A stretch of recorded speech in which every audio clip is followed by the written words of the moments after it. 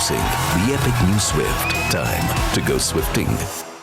The associates are having themselves a party at the 2024 Men's T20 World Cup. Hot on the heels of wins for Uganda and the USA, Canada joined their fellow Men's T20 World Cup debutants in notching up a victory in what is their maiden appearance at this event.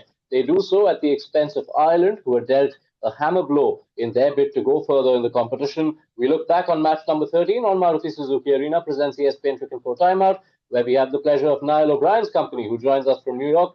Niall, thank you so much for your time. Commiserations on the result from an Irish perspective, a loss that will pinch, but a landmark victory for Canada this.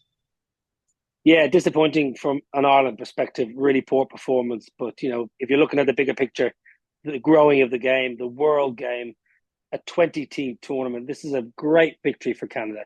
It's a moment in time that all Canadian players, past and present, can look on fondly and hopefully can grow the game in that region, grow the game in Vancouver, Toronto, and all the various parts of Canada that the game is played to good numbers, truth be told. Lots of people participating at grassroots level in Canada.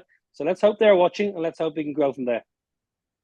Yeah, now tucking into the game itself, Canada posted 137, which was easily the highest total in New York so far, on a much improved surface from the one we'd seen in the first two games.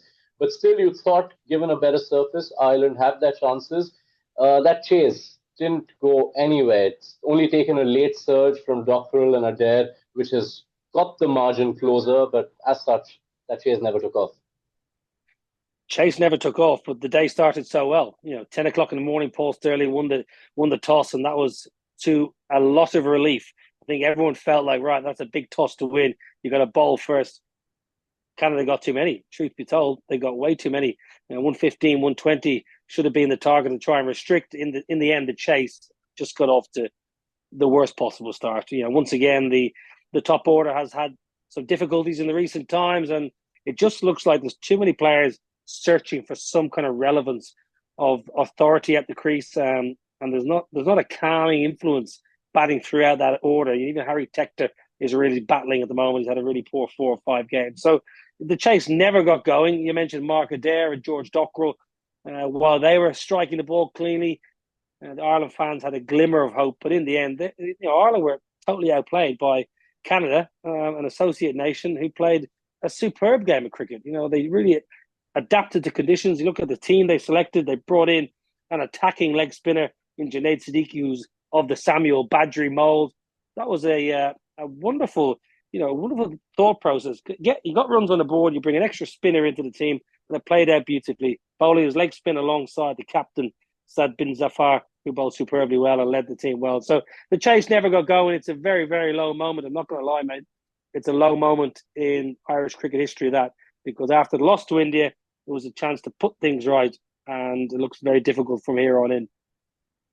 Yeah, you brought up the two Canadian spinners. You look through that bowling card. That was such an all-round efficient bowling display, with the exception of Kaleem Sana. Everyone's gone at under sevens, and Gordon and Haliger in particular had such an impact on this game.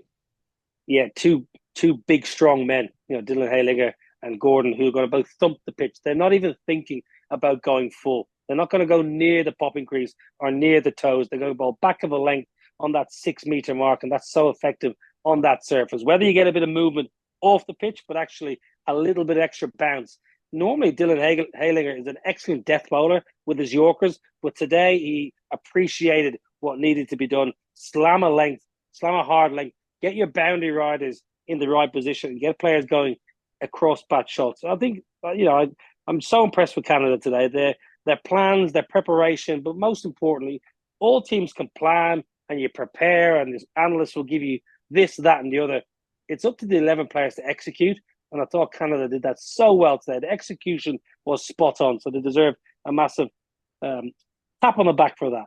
Exceptional with the ball and in the field, but you could wonder where this game would have gone had it not been for Nicholas Curtin and Shreyas Moga. 53 for 4 in 8.1 overs were Canada, Niall. And at that point, Ireland firmly in the ascendancy. But then these two, who were also in the runs when Canada made 194 against USA, both of them combined, adding 75, so telling in the context of this result. Yeah, when I was doing my kind of research before the tournament, Nicholas Curtin I've known a long time. I played against him, so I know his strengths and weaknesses. I know how he runs between the wickets. I know he's a clean strike of the ball. But when I was speaking to some of the people, the ex-Canada players about Shreyas Morva, they said, listen, he's a very gritty, he's a fighter, he's a street fighter, he's an accumulator. He loves the battle, he loves the encounter in the middle. So actually, he was a perfect foil for Nicholas Curtin, just to give him strike. But then at the back end, when he lost Curtin, he was managed to put a couple over the boundary ropes as well for some boundaries. So they were a lovely left-hand, right-hand combination. And you mentioned, got runs in the last game, carried the confidence, carried that momentum into today. And in the end, got above par total that still, I think, could have been chased down if Ireland played to their fullest ability with bat in hand, but they just weren't. They were snuffed out early in that power play. Inform our audience a little bit more of Curtin, who we see shades of Puran in, and I'm not just referring to the first name. Yeah, he's a good cricketer. Today he played that lovely pull shot to get himself up and running, and it was, you say Puran, I'll say Brien. I'll raise you Puran to my Brian Lara. So I'll just say that little pick-up pull shot with one leg in the air. But what it said to me, and I was on commentary at the time, it shows that a player is picking up line and length actually more importantly, but picking up very quickly. He's in form, he's in rhythm. He's not concerned about the surface. When players are out of form, they sometimes look for excuses, and a surface can be an excuse. But when you're in form, all you're doing is you're watching the ball, you're reacting to what's coming down at you. He played really well today. Shame he missed out on a back-to-back half century, but he seemed pretty happy after getting the Man of the Match award. Yes, it was all those players who combined to give Canada their first ever win at a World Cup. So Curtin, think Helliger, think Gordon, think Morva, names that Canada can now celebrate. For Ireland, they have to contend with what is only their second defeat to an associate nation since they became a full member side. Thank you so much, Niall O'Brien, for your company. That does it on Maruti Suzuki Arena presents ESPN Cricinfo Timeout.